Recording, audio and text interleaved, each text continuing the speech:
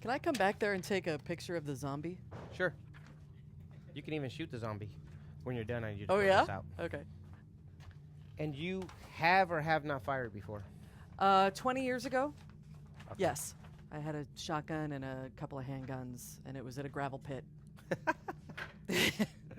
So you do have some working knowledge of how guns work, though, right? Yes. Okay.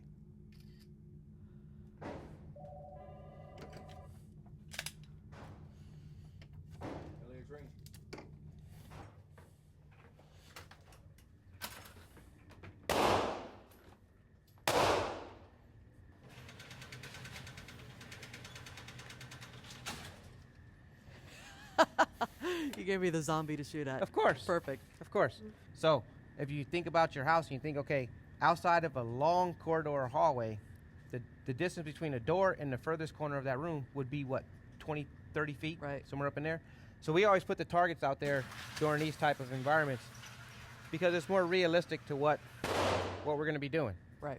Now, that zombie's not going to come alive, hopefully, and come charging yet. towards you, right? Right. So when we're out here and we're doing this, we have to be mindful for the fact that we're not producing the exact environment that we would be in under attack. You may have to retreat from your place of comfort to your place of safety, the place that you intend to defend inside your house. Where are you going to run to? Exactly. The gun is empty, so we're going to put this in. Now, the gun's getting ready to shoot. It is? Mm-hmm. Okay. So when you hold it, you want your hand to go just like this. Are you right-handed? Yes. Okay. So your right hand goes just like this. Trigger, fingers, index along the side of the frame. Knuckle is at the base of the trigger guard. The natural V of the hand is tied into the back strap, and your thumb rests inside the cutout there, just like that. The void is filled with the support hand, thumbs together. These fingers wrap around so that this index finger is touching the trigger guard, and then you pull back to trap the gun in place. Concentrate on the front sight, then slowly apply pressure to the trigger. Woo! Oh, jeez. Okay. Let me have it. So, you weren't It's been 20 years since I did that. I think that's why I had that reaction. You weren't expecting it, Yeah. right? The kickback. Now, did you see where you hit the target? I have no idea. Am I even in the paper? No, it's dead straight. Oh, my God. Ain't nothing wrong with that right there. Wow. That's a good shot. But see, the thing is, it's dead straight. Okay, it was a little high because as you're pulling the trigger, you didn't know what to expect. So Yeah. you're lifting the gun up as you pull the trigger. So you just want to keep your wrist locked out when you're aimed in, and just focus on that front sight. But it's still. So it would have been a kill shot, but it wasn't dead center mass. See, here's the thing. Under stress and duress, you're not going to use your sights. You're going to point your gun. You're going to pull the trigger until one of two things happen. They fall down, or you run out of bullets. Right. Okay? And I'm just being honest, you know? Yeah. So we teach this, but it gives us everything to work with. Okay? We develop that muscle memory so that we don't have to use the sights to come up and engage this. There's a lot of guys that will just have their gun down, point and shoot, and hit the center. Repetitive motion develops muscle memory, so they're able to do it. So you can put on your thing, on your bucket list. Kill zombie, check. Okay.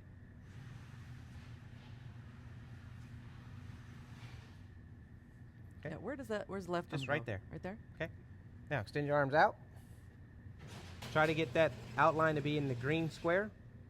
Oh yeah, it's to the left. It's to the right of his ear this time, right? Mm-hmm. Yeah.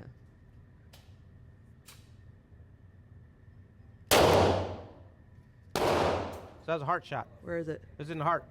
Oh yeah. Okay, that's good. Pull your thumb down. Jeez, Good. I'm getting hit by something. It was an expended piece of brass that came out. Okay.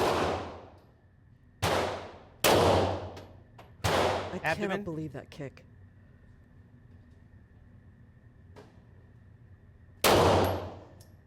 Again.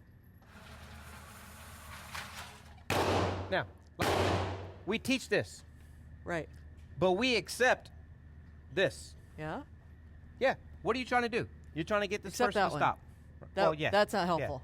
But you're trying to get the person to stop what they're doing. Right. Right? So like I said, if that person is going to attack you and you fire a shot and you hit them here, you're still going to stop them from attacking you. So I've rid the world of, what, 5 or 6 zombies? You have. Excellent. There'll be no more attacks based on bath, salt, druggies.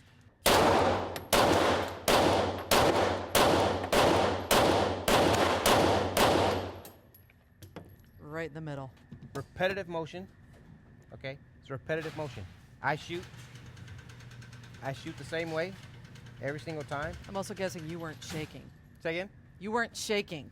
No, not or sweating. Like I was. Or screaming or jumping. Right. But that's all it is. It's just repetitive motion over and over and over.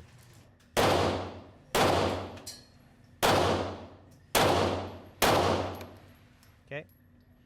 So yeah, 6 out of 10. The 4 out of 10 is that's 60% hit rate.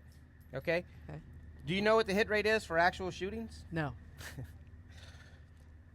Police involved shootings, the actual hit rate hovers between 15 and 23% nationwide.